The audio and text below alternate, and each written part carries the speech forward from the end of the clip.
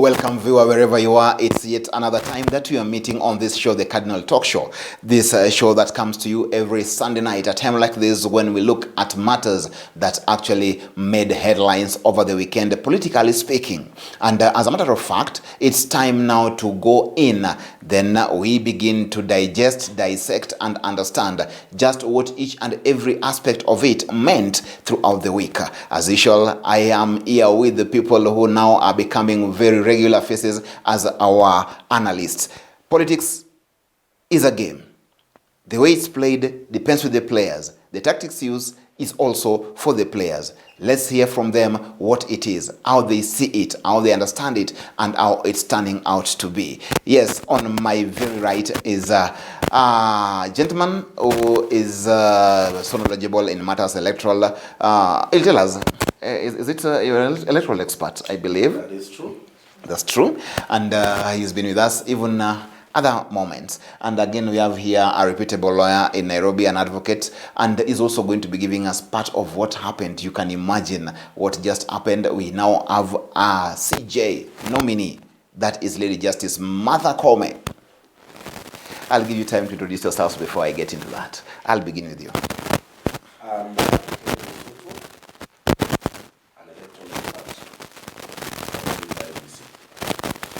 Of course, you are forgetting to say that BBI couldn't in Homa Bay County. Yeah, Secretariat BBI Homa Bay County. and as you know, BBI is becoming so stormy. In fact, it's growing out to be more than BBI that we thought. Yes. You will tell us more about that when the time comes. I'm here, and it's Wakili's time.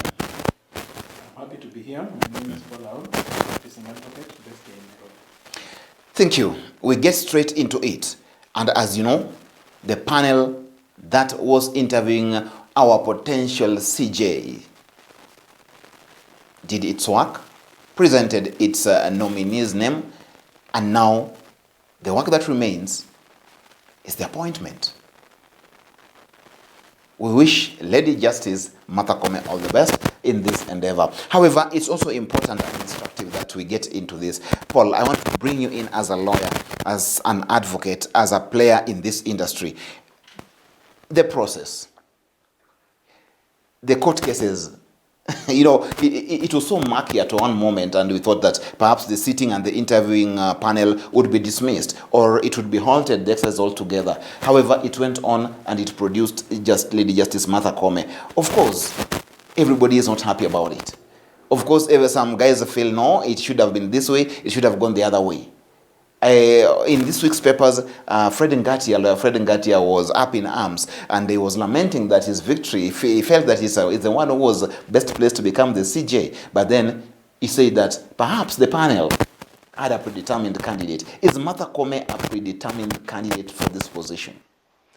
First of all, I don't want to say with certainty that I have insider information. I'll be lying to Kenyans. What I've seen is what is going around, including what Fred Ngatia said. But I tend to think there might be problems within the panel, that is JSC, because Fred Ngatia seems to have some information that we don't have as Kenyans. And also that one also now tells you a lot, because you also even begin asking yourself, did he have contact with these panelists before the interview? Because he seems to, whether it's the truth or not, he seems to even know how much or how many marks he got out of this interview. So it's interesting to know who shared with him these details, and whether these same people who shared with him these details might also have shared with him the interview questions. Because I'll tell you, it's a fact all Kenyans saw. I think in terms of the interviews, he's the one who performed the best. But when somebody performs... Is that according to you, or according to what you think? If I see the general, you can get the general assessment of Kenyans. You can see it on social media where they tend to think and they tend to rank. You can see the charisma. In as much as we don't know what the grading was based on, But in terms of the ability to answer the questions they asked, how they answered, the confidence, yes, he seems to, or from my end, I think he's the one who performed better in the interviews. But yes, I get shocked when he seems to know how many grades he got, and when they were reduced as a result of phone call from where. Because you see, when you come out and you say that it was an equal opportunity platform for everybody, how come some candidates seem to know the grades they got and when they were changed and others? So I tend to think at the end of it all, JSC might have some sort of credibility issues. And when such a constitutional body that the national values is saying that is supposed to give everybody an equal chance and is supposed to grade based on merit, ends up with a candidate and there are certain clouds surrounding how that candidate was proclaimed, then I think it tells you that maybe there's more than what meets the eye, that it might not have been meritocratic. If it is true what Fred Ngatia is saying, I don't know whether it's true. Okay, apart from Fred Ngatia and his allegations over the JSC, from your position as an advocate, as a player in this industry, first of all, do you think the JSC is properly constituted in terms of inclusivity? Because that's a cardinal fundament. It's cardinal actually that every composition, rather inclusion, rather should be seen in every appointment, every commission, every constitutional body that is there. In your opinion, there has been hue and cry all over that JSC seems to be having people from one region who perhaps would be calling the shots, who perhaps would be swaying results, who perhaps would not give what is supposed to be a balanced, fair, and a merited outcome for interviews. Just in your opinion, is it like that? Nick, you know, the biggest problem also with composition is that if you look at the JSC, there are certain positions that are elective, like LSK elects 2 representatives. So you cannot say with certainty that from which communities will those 2 representatives come from. Also, the JS, the Supreme Court elects 1 person who sits at the JSC, the Court of Appeal, and the High Court. Those, so I can tell you almost 5 positions in the JSC are elective, and you cannot really say with certainty. So sometimes you end up with situations that you did not expect as a result of election. That election has given you certain outcomes that maybe make certain positions to come out in a way that were not desired. It's the same thing that you've even seen with the 1/3 gender rule, where you expect that at least both genders will be elected to a certain position. Then you end up with a situation where out of 290 constituencies, only 27 women have been elected, to mean that you have almost 260 men. So I think JSC's, because yes, you might say that the president and nominated people who are from one region, but I also tend to think that certain things were coincidental. And now you see, you cannot now tell Court of Appeal that now you must give us this candidate, or you tell the High Court, or you tell the Supreme Court now that you must give us this candidate. I've seen it even in the constitution of boards, where you realize that a body is supposed to have the 1/3 gender rule, but how different bodies that are nominate, then now when you end up with a board, you end up with a board that doesn't meet the 1/3 gender rule or doesn't meet the constitutional requirements. So I don't think it was foreseen that it's not by design. Yeah, it's not by design. I want to bring you in, sir, as a Kenyan. How did you feel with all this process? Other than what a lawyer looks at it to be, there is this angle that you as a Kenyan feels. You feel this position was fought for on merit, or you feel it's skewed towards some political end? There was this aspect of the system candidate who actually had to be there, and this in this case it's Martha Koome. In your opinion, that's what is there in the grapevine. Are you looking at it from that angle?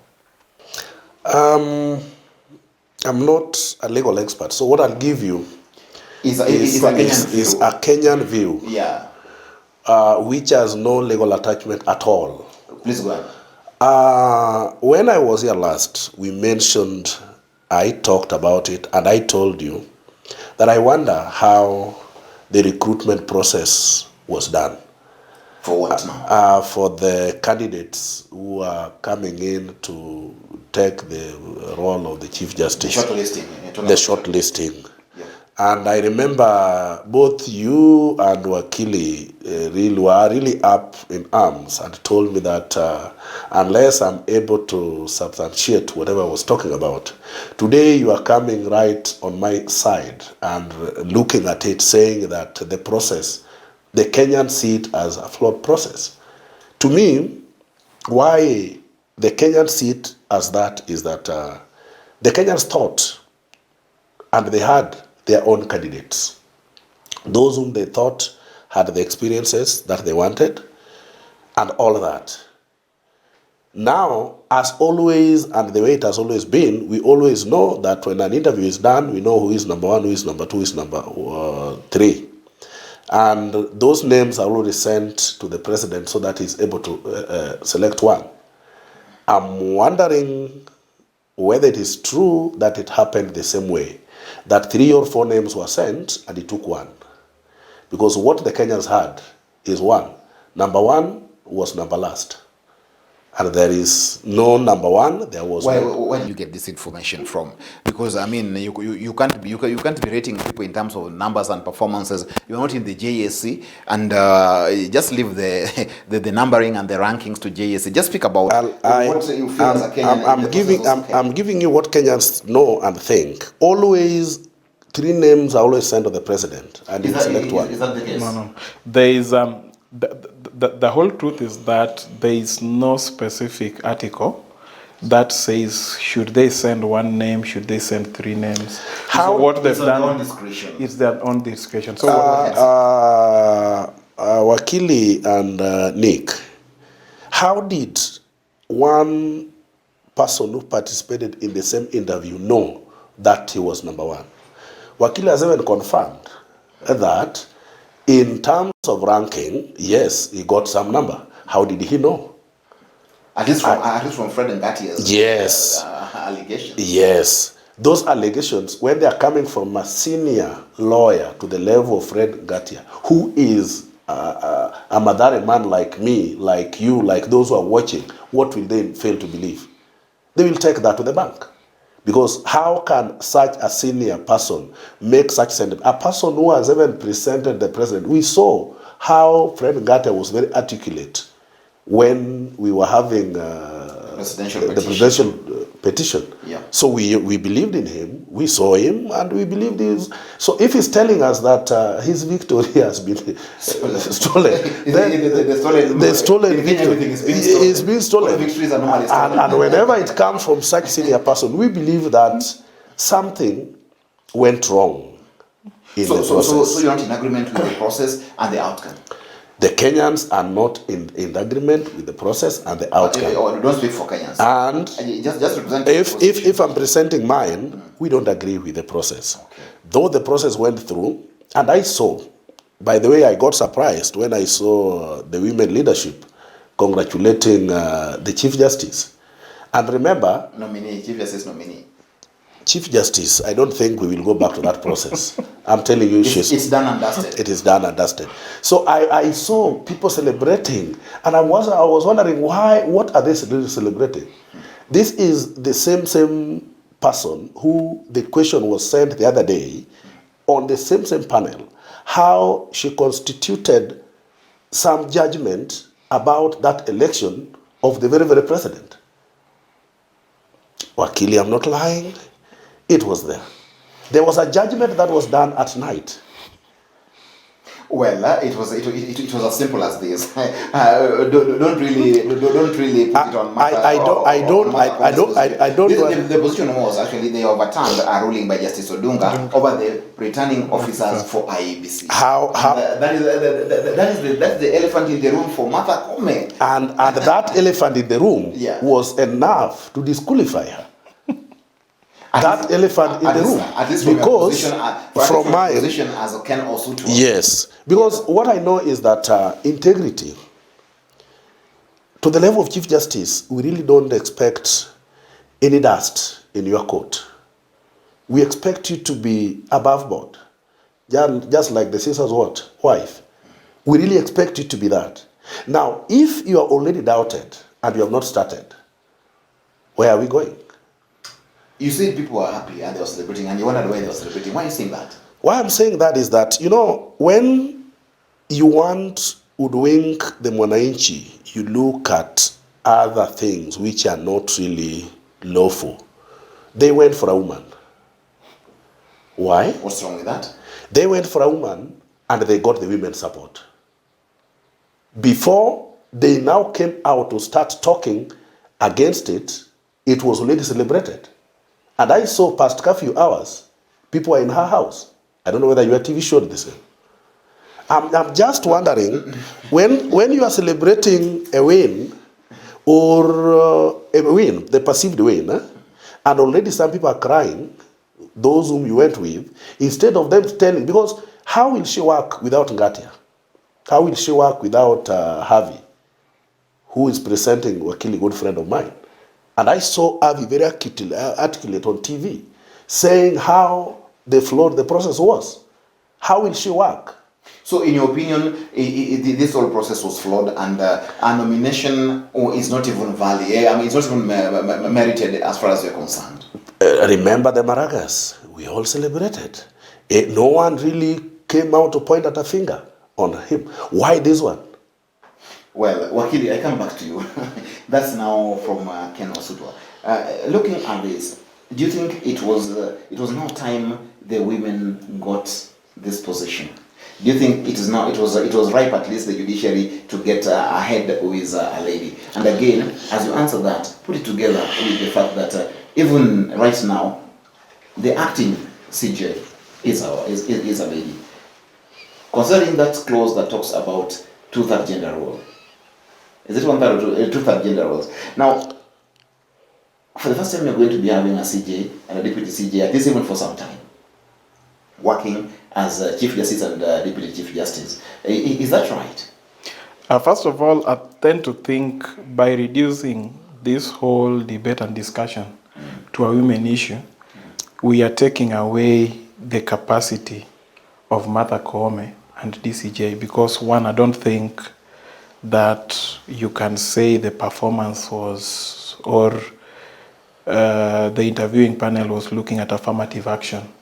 I think Martha Koome, and it was not only her, it was Martha Koome, you remember, it was Professor Kameri Mbote, Professor Yano. They all applied like we are Kenyans, we meet the qualifications, and we have the necessary experience and management capabilities to head this judiciary.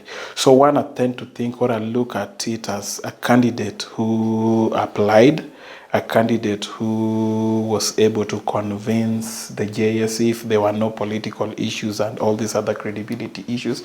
And I tend to think that because you even look at some of the judgments coming through the courts, even judgments of Martha Koome, you can't really say that this is the judgment of a woman, this is the judgment of a man. You can actually just get to see that, yes, this is the judgment of a judge, and it falls almost at the same level with the judgments that are coming up from colleagues of her level. So one, I won't really look at it as that it was time to give women leadership. I tend to think it's a candidate who ended up at that point. She merits or she does. Whichever way, whether you look at it as she merits or that, I won't really make it a gender issue. Yes, yeah, I agree with my friend that maybe women might have reduced it to a gender issue. But to reduce something to a gender issue is to now to take the capacity of this candidate and make it look as if she's been considered because she's a gender thing. Two, there are certain things that, and I don't know why it's just us Kenyans who decide to put the cut-off points. For example, we have governors who their deputies are of the same gender. Even the president and the deputy president are of the same gender. So I don't see really anything wrong with having the executive with having a judiciary where both the chairperson and the DGI are both women. Because you look at even parliament or other arms of government, especially parliament, Senate and the National Assembly, and the executive, all the people of chairperson or the person at the head and the deputy are of the same gender. So there is nothing unconstitutional about it. The only thing that now you have to be careful about is now, because now there are certain organs that now must meet the 1/3 gender rule. One of them within the judiciary, like now the Supreme Court. Yeah, now when they sit as a Supreme Court, now you have to be careful, because now it means not, but yes, they'll still meet the 1/3 gender rule, because there are three ladies and of course Ojuang left. Yes. So there's still some posts to be filled. Yeah, there's still some posts. And they talk about Martha Koome as being somebody who her judgments have been sort of very tough on matters that are children and women affairs. Are we likely to see a Supreme Court head that will be so much still fascinated with the kids, with the children and women issues? Actually, Martha Koome has a background in activism. Yeah, she's actually done so much in terms of women and children right. So are we likely to see a CJ who will be always still a strong believer of the same route? No, first of all, I want to say, Nick, we are all human beings. As human beings, there are things we are passionate about, and there are things which I'll say we are not passionate about. It's the same thing that even if, as a human being, you will be passionate about this soccer team and not passionate about this soccer team. And I totally don't think there's anything wrong with anybody being passionate about an area of law, or saying that now I want to concentrate my efforts on this. My only issue will be if she will go outside the law to now, because of her beliefs and activism, and now begin giving judgments that are outside the law. Because I can say, which might not even occur. Because you see, also, let's also say the truth. When you get to be a CJ, your main role is really administration. You are looking at the judiciary as a whole, one, whether it's achieving its main purpose of ensuring that issues are sorted out within the shortest time possible, and people feel that the decisions coming out of it are just. Well, I bring you before we go for a short break. Looking now at what we have, you've just said now she's going to be the CJ, and that's it. What do you expect out of her as a Kenyan? We've had Dr. William Mutunga, we've had Elder Maraga, and now we have Martha Koome gets into the blocks. What do you expect in terms of justice dispensation as a Kenyan? She might be very good. What we are blaming is the process. That's one. Two. You seem to be having a serious problem with this. Let's get out of the process now. We are looking at going forward. Let's now get into our expectations as a people in this country. We know she's going to be our CJ. Then what do we expect out of her dispensation? I'll still repeat. She may be very good. She may be out to do her best. And that is what we expect from her. The process has failed us. We don't expect her to fail us. Because if the two can be together, that this process has failed, and now she has become the Chief Justice, and then she fails to prove to Kenyans that I am the one who is now here, and I must do it to my level best, then what I'm talking about now will come to haunt people later when she's leaving her office. But if she will be there really to give justice to all, whether a lady, whether a woman, whether a child, then we have no problem with her. Just like Okello was trying to say, all our judgments, the best ones that are being praised, have always been towards gender. Yeah? Without looking at it, that they are part of a gender where I fall, and all of us here fall, that will never come out to really say things that happens in a family level. the other ones will always be out. So when you rule in the favor of one who has gone out instead of one who is dying silently here, very many men are being beaten, my brother, outside here. But now when they fail to come out, and because one comes out and you make a judgment on that, if her part will be able to serve two. These men don't come out, Mr. Soto. I mean, if you have a complaint, you are beaten in your house, you didn't come out to go to the police and take a picture and then institute a proceeding. And my brother, that is the reason why you see very many men are out there killing themselves, killing their spouses. Because if you don't have somewhere to really come out and really, so there should be a mechanism. I don't know what lawyers will do or whoever will be able to do it. Back to your point. We expect Madam Chief Justice to really come out and stand out just like Maraga did, so that she will be able to carry everyone along with her, so that it does not really become whatever we saw from her house when only ladies went to celebrate. Where were men? It means whatever she has been passing her judgments on have always favored them. Because I wonder if let's not be so subjective to the good lady justice. She is just getting into a position that she's never been to. I'm not subjective. We are teaching her that men also belong to Kenya. Kenya does not belong to women. I think that's a debate for another day. It's a gender-based violence aspect, and I think Martha Koome is not only going to handle that. We've been told here that is what she's going to be doing, and like we've been told again, former Chief Justice David Maraga told us that the greatness of a country lies in its fidelity to what? To the rule of law. Yes, and that is what I expect, and everybody expects that Martha Koome will take from that. And the rule and Nick, the rule of law is for both men and women. Men of this country like you must now get out of their cocoons and speak. If you don't speak, we'll speak for you. We are going for the break. At least let's go for the break, because the kind of is making it look like it's a men and women thing. No. It's a very, very, very organized talk where we just want to know the capacity. We are trying just to imagine the kind of CJ we're going to be having in the next few weeks and what to expect out of it. From our last point of view, everything went on properly and our capacity is not in doubt. Perhaps the process could be tainted.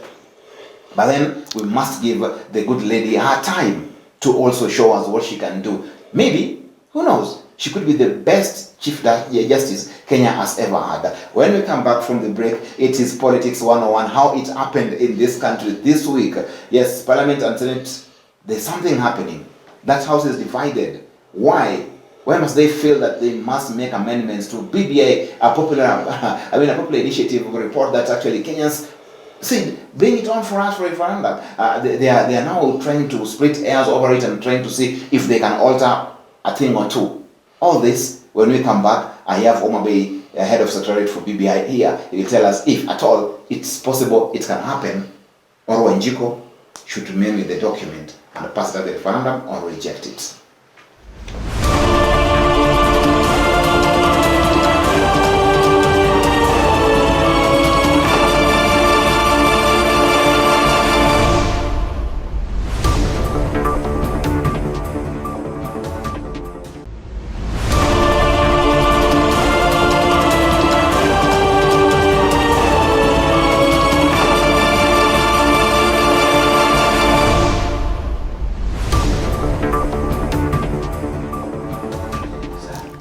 Wherever you are, viewer, right away, we are back, and it's now time to delve into matters BBI. You can also give us your thoughts about this, because we are trying to look at why this document that appeared to be a unifying factor of Kenyans is now becoming a seriously divisive aspect of our own parliamentarians. Our leaders think this document was not properly done. However, it is as a process that has taken Kenyans in giving their ideas, input, and even it took the panel almost 2 years to bring about all these proposals that were in this document. Now somebody sits somewhere in Parliament and in Senate and says, look here, this thing isn't right. What was proposed here isn't right. We must now make these corrections. Is Tanga wing now winning? Did they know something that the Kieleweke said they don't know? The proponents of BBI, was there anything wrong that people overlooked? Thank you, Nick. Remember, this is a process that has taken us the longest time. Views were collected from members of the public, and each person, if you had something that you felt you ought to have been changed, it was presented to the committee. They have midwifed it through to Parliament now. At what stage are those who are against it realizing that they're supposed to change something out of it? No, the people who've always been opponents of this from the word go. The people who've been opposing this document, even from Bomas. Those who have been opposing it, we don't have a problem with them, because we knew they took a stand. And whenever a good constitution, you must have two people who are taking a stand. And that is why it is taken through the referendum, so that at least one side wins. The no wins or the yes wins. Now, my worry are our own people who are in the pro-BBI. Yeah? What is making somebody to change now? I'll tell you one thing that is making somebody to change. Always the troops were being channeled either through President Uhuru Kenyatta and the Prime Minister Raila Amolo Odinga. When these two fails to channel their troops in one particular box, one particular pipe, then it becomes an issue. Still now, the people who are pro-BBI in the beginning are now changing their tone, are only changing because they are lacking leadership. When the Prime Minister is still not feeling well, and the President, maybe or maybe not, is still silent about it. And remember, at some times earlier, there were some problems. People thought that BBI has been hijacked, so on and so forth. This is where the issue is. So the issue is from the top. Because this top need to tell their troops this is the way to go. Why must they be told? There are people who have their brains, there are people who can make their own decisions, they are representatives of the people. These matters were brought to like every other constituency in the country. People were giving their views, they were there, they gave the views. Suddenly what has changed?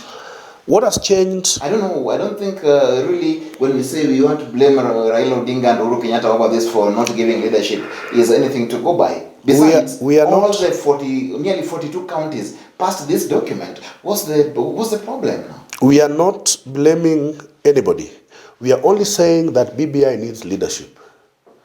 For this to pass, the leaders must come out and say that this is the way to go. Now, the main problem that we're having now is that the people whom we expected to have midwife the BBI throughout went through coast to Nyanza, to northeastern, to the southern part of Kenya, up to Narok, who are all supporting BBI. They must have read it. Because when they are now starting saying that we need to add A, B, C, D, then we come back to the original question. Did they really present their views at the county level? Because if I did present my view and my view was captured, the document went through. It went through assembly. Over 40 counties passed it. How do I come today in Parliament and I start saying that according to me, my views were never captured, we need to change point A, point B, point C.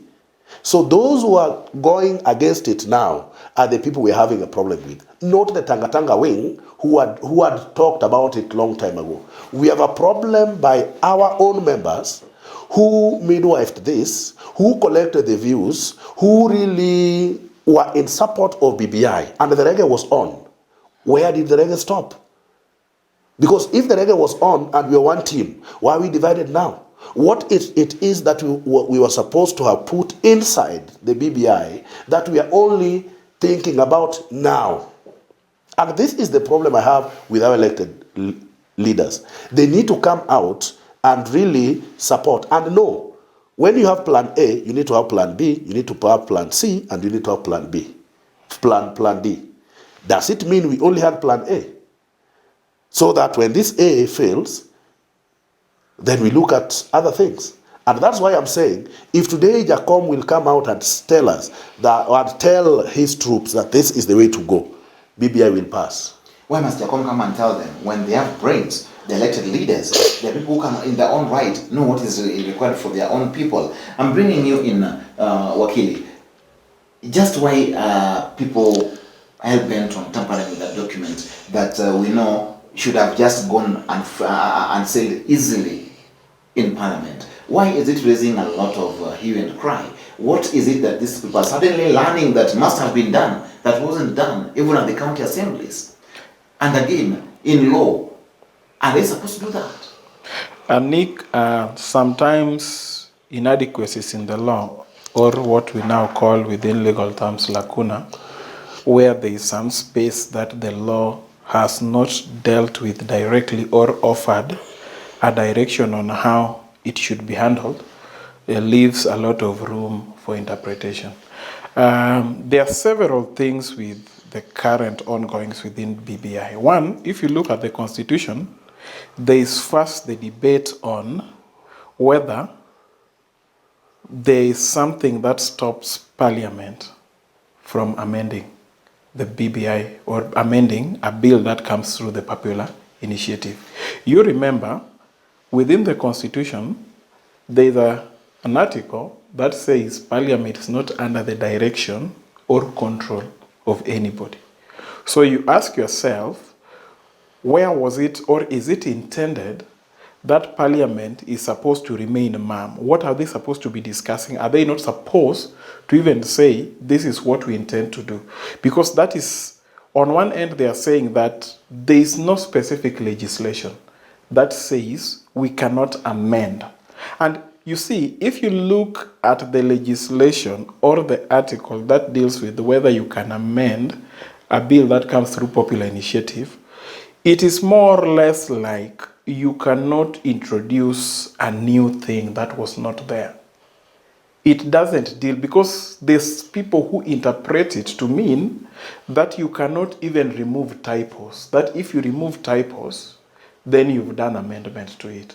And there are people who are actually arguing that, was it intended that we cannot even remove typos? For example, you get the BBI bill, uses the language cabinet minister instead of cabinet secretary. So there are people who are asking that, can you not amend so that it is continuous and it flows and the language is the same, that once you amend, because once you amend it will be part of the Constitution. So do you put it the way it is, then now there are certain provisions that say cabinet secretary and there are certain provisions that say cabinet minister? Or can you amend and use the language and say, the intention when it said cabinet minister was to mean cabinet secretary? So that is the first argument that there is, that does it mean you cannot even change what is obvious? But of course, it's got annexures that can explain that. Two, there is the old issue. You know, even if you look at the issue of the constituencies, because I've also seen there are arguments where people argue without looking at what is actually in the IEBC, what is actually in the BBI bill. BBI bill somehow did not oust directly. It did not take the power of IEBC directly to be the one to do the boundaries delimitation. The BBI bill does not say that IEBC should not do. So the question that there is that who is going to do the delimitations about, for example, the constitutional amendment bill somehow has gone through ahead because there is a schedule that now even says this county should get 3 constituencies, this should get 2, this should get 1. But you see, it doesn't say who is supposed to do that work. It's silent on that. It's silent on that. So there's also the argument by certain people that who should do this work. And if they are doing this work, should they not look at the whole Kenya directly without now being specific to these counties? Because, for example, the bill only affects 29 counties. Like, these people are not saying that now we want to increase the constituencies from 70 to 90 or to 100. They're simply saying, how are we going to spread these 70 constituencies? And that is what they're saying, that let's remove the schedule. That's the amendment they want. They are saying, let's remove the schedule, and we give IEBC this work, so that these 70 constituencies, they tell us in which areas. From an expert position. Yes, from an expert position. So I don't really think, of course, there are people who, one thing also you need to understand is whether you look at the Constitution or the BBI bill, they are all the political documents where people come with their interest. And I'll tell you, it's all political interest. You even remember that before the 2010 Constitution, we were even agreed, in as much as we had agreed that we were going devolution way, we were unable to agree up to almost the last minute on who are these devolved units. Even up to today, there are people who, or there's still an argument where people feel there are counties that are bigger than others, there are counties that need to be merged, there are those ones that need to be split into two. So you need to understand that whether it's the Constitution or it's the BBI bill, these are all political documents, and all these people represent the interest of their people. And they are just trying to say our people are thinking this should be done this way. So you are for the idea that it should be looked into? Yes, Nick, I'll say this with certainty. I'll say it with certainty. Okay, it is the work of Parliament. Just hold on there. Are you also in support of the fact that this thing must be looked into again? No. Why? The views that are inside the BBI document, where did they come from? From the people. From the people. Yeah. What, did we have the same MPs representing the same region? Of course. Where were they? Were their views taken? What has changed? Why are they realizing now that there are some things in the document that are not what they themselves brought? They are the people who popularized the same document from every region. They talked how good the document is. Why? Because by then, we had a common enemy. They didn't read the document. They were looking at that enemy on the other end without seeing the document. Now, when they have time to look at the document, when the enemy has gone dormant, now they can see that it has a fault. So it's failure of these people who are opposing right now, Orengo and the team, yes, that is actually what you're pointing out yes, as having been the glaring inefficiency. Yes. And so you want reggae to continue? Reggae must just continue because the reggae started from the normal Mwananchi down there. He collected the views. These views, the MPs, the senators were given chances. Orengo was given a chance to present his view. I believe he did. If he did and he presented his view and he knew that CI will have only one constituency, I don't see why he should spoil the 35% that we are waiting for from every county because CI did not get one constituency. No. I'm only not only talking about Siaya. I'm taking Siaya as an example. Yeah, of course, there are aspects of this thing that are so nice, like the devolution and or the amount of money that is being now channeled down the 35%. Yes. However, there is this feeling that, like, let's say, there's some decisions actually, like now he says IBC. And he says there's a schedule the lawyers want removed. You know, he's a lawyer. Yes. Lawyers want a schedule removed that doesn't. That's personal. Yeah, that doesn't ask for. That spreads the constituencies. Yeah, they want the constituencies article or schedule plucked off and then given. Now they're all given back to IBC to do what is constitutionally their mandate. Now I'm asking one question: how disorganized can people be? That a process that has run so smoothly, 3/4 way, becomes now a point of disagreement and embarrassment to that extent. Nick, some part of it, like I've said, the BBI bill is a political document. And there are also things that sometimes you also see politics in it. Like, for example, you even see politics where now the BBI Secretariat presented the bill to IBC, then IBC sent different, if it is true, that IBC sent different bills to different counties. Because there are even issues in court where this county is saying that what came before us is not what went before the other county. Or what is being discussed in Parliament. How is that possible? Yes, it's what I'm saying. it is a political process such that you also need to look at it from that platform. That you need to ask yourself, is it possible that IEBC sent different documents to different counties? Like even, for example, you'll see, I saw this discussion over that even the bill that is before the National Assembly is different from the bill that is before the Senate. That the typos in the bill that is in the National Assembly are how many, and the typos that are before the bill in the Senate are different. And I can tell you, all these are politics. But yes, I wanted to clarify something, because there is this whole general feeling that Parliament want to change the will of the people. We also need to be realistic and say, at what particular point did we begin changing the will of the people? Because you remember, the bill that has been published is a final draft. There was the first draft, the second draft, and I can tell you, which was the one that was the will of the people? Was it the first draft? Was it the second draft? Because so many things have been changed. Like I can tell you, in the first draft, there was even the requirement that for you to run as an MCA, you must have a university degree. Was that the will of the people? Because it's not in this final draft. So I can tell you, this bill has gone through so many processes. We can't say that it was right for it to be changed at this level, but it can't be changed at this level. It's a political document. So you don't live with something that is non-workable. So you want really to be stopped a little bit? It's not being stopped. Once a minute, also there's also need to clarify certain things.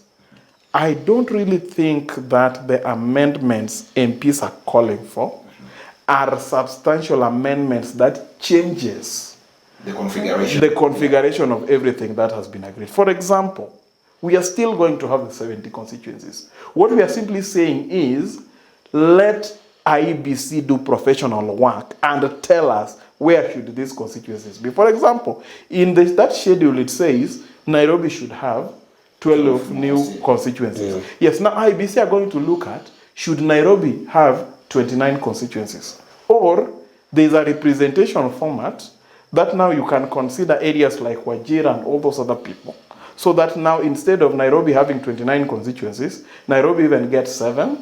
And these are things that, to me, we should never really close the discussion. And there are things that can be agreed on. Because even how we ended up with that, we have 290 constituencies, we have 47 counties. It was 3 talking, it was 3 give and take. So and it's work in progress. To me, it's work in progress, and we should not stop. So I come to you as we go towards the end of this. Now, do you think this action alone that Parliament is trying to do right now is trampling on the fundamental right of Kenyans as the sovereign, as the people holding the sovereign power? It is. Because Article 1 of this Constitution says the power is with the people. And the people can only give that power to the representatives indirectly. But if they want, they can exercise it directly like they've done now, right now. Then somewhere downstream, you find that their representatives again now come in. Now, are we finding a conflict of sorts in the Constitution, or it's not a conflict, but then we behave like there's a conflict? Nick, Okello is my friend. But I just want to ask you a layman's question. If people don't make mistakes, will lawyers go to court? So lawyers go to court because people make mistakes? Yes. They always capitalize on missed opportunity. When you miss something, they capitalize on it. Remember. Don't. Is it capitalizing or Nick, if there were no mistakes, we won't even have heaven and hell. We have heaven and hell. He's supporting that. He's supporting that. Some will go to heaven. What I wanted to explain is this. We all knew how BBI started from the handshake. We knew very well. We followed it. We gave out our views step by step. Yeah? It is the same parliament that gave out the views. If I have got somebody, Honorable Moses Otieno Kajwang from Homa Bay, yeah? Moses Otieno Kajwang presented the views of the Homa Bay people to the Senate. Plenary. Yes. And he gave it point by point. It was all and well taken in. This thing passed, the BBI bill passed that level. It went back to the county assemblies, where Oma Bay, where I come from, passed it. What were they passing? It came to parliament when people were very happy. And at such a time, when the Honorable Prime Minister becomes sick, now things must change. I'm telling you. I mean, how is that one coming in? Okay. I was giving you the layman's thinking. Yeah. I'm coming back to my point. In less than a minute. In less than a minute, this document passed through all the stages. It did not really skip any stage. All stages that it went through were all legal. Nothing makes it illegal in Parliament today if it was a document that was generated from members of the public. So, to you, let the will of the people prevail. That is it. It will be unconstitutional if Parliament now interferes. Interferes, because in the counties we also have Parliament. Did they pass it? It makes sense, Okello, because ideally, if Okajuan, who is a senator in Homa Bay, gave his views to the plenary, and again in the Senate, he has got the advantage of again over the will of the people by now trying, for example, to change one or two, three things that perhaps he might have said there like an afterthought. Do you think that is to some extent not very fair?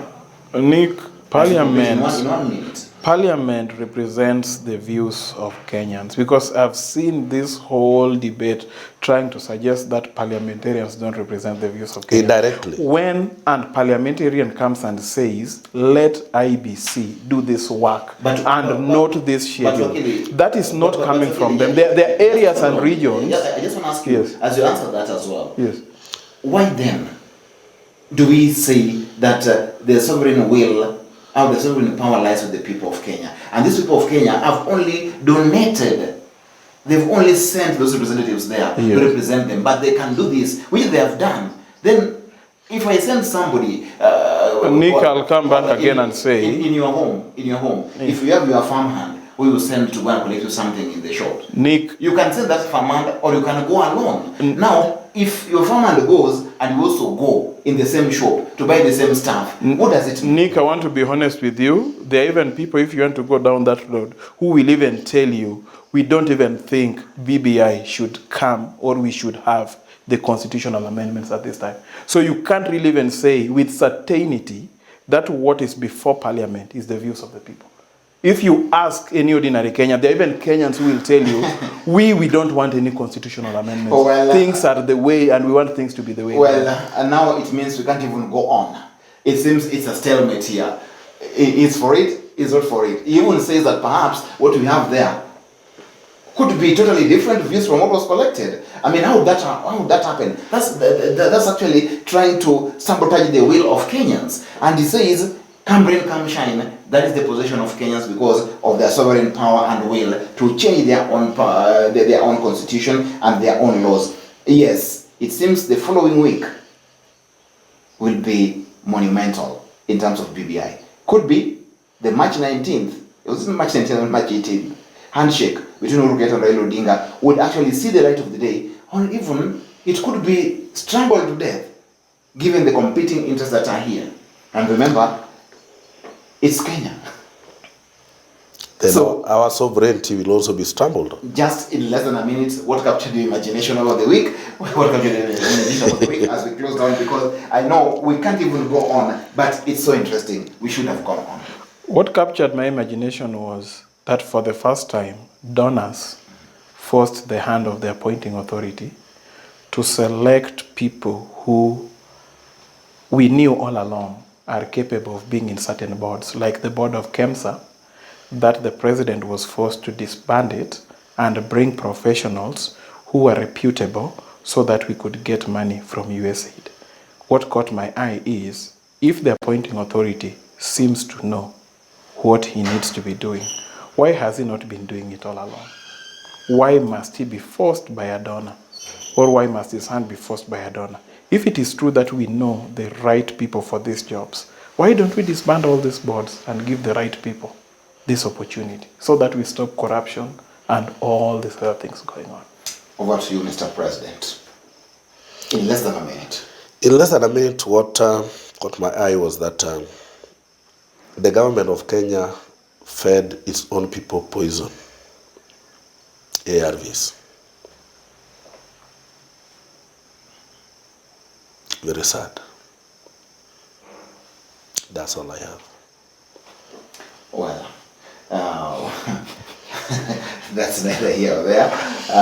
Poison, well, there are concerns about the ARV issue in Kenya, and true, complaints have come from quarters here and there. However, it's not very certain it was poison. However, there could be other issues that surround that, but it can't be poison, and that is his own account. Purely Mr. Soto's account, and as usual, I will end this show by just urging that we give Kenyans what it's supposed to be theirs. Remember, taxpayers' money has been used in this process of BBI.